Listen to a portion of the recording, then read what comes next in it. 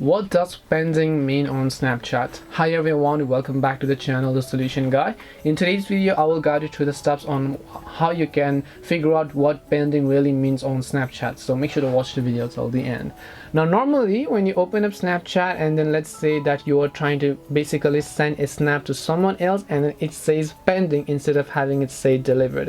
So let me show you what it looks like. I'm just going to go ahead and then actually mute this for these reasons. Then I'm going to tap on don't allow. I'll tap the next option here. I'll just go ahead and select any of the specific person here in this case. Once I select a specific person and then I send them the specific Snapchat, right? If I send them the snap, and what happens is that it is supposed to say delivered, because as you can see it says delivered. But what if it actually says pending? Now you have to understand, because we cannot come to conclusions right away. The first thing, if it says pending, is because maybe you have to look for the fault in your own system, and maybe it is because that your internet connection is not quite yet proper, not quite yet suitable. And to figure this out, you can just try sending the same snaps to some other person, or you can just try to actually log in with your mobile data and then see if that helps you and if it says deliver.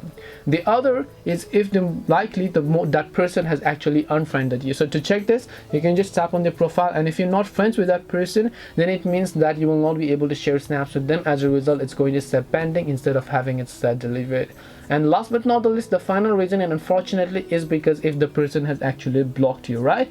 So if the person has basically blocked you, then you will not be able to send him snaps, and then it's going to say pending. Of course, Snapchat is not going to notify you. They're not going to notify whether or not the other person has blocked you, but it's simply one of these three reasons that I mentioned. So hope this video helped you understand the question as to what pending really means on Snapchat.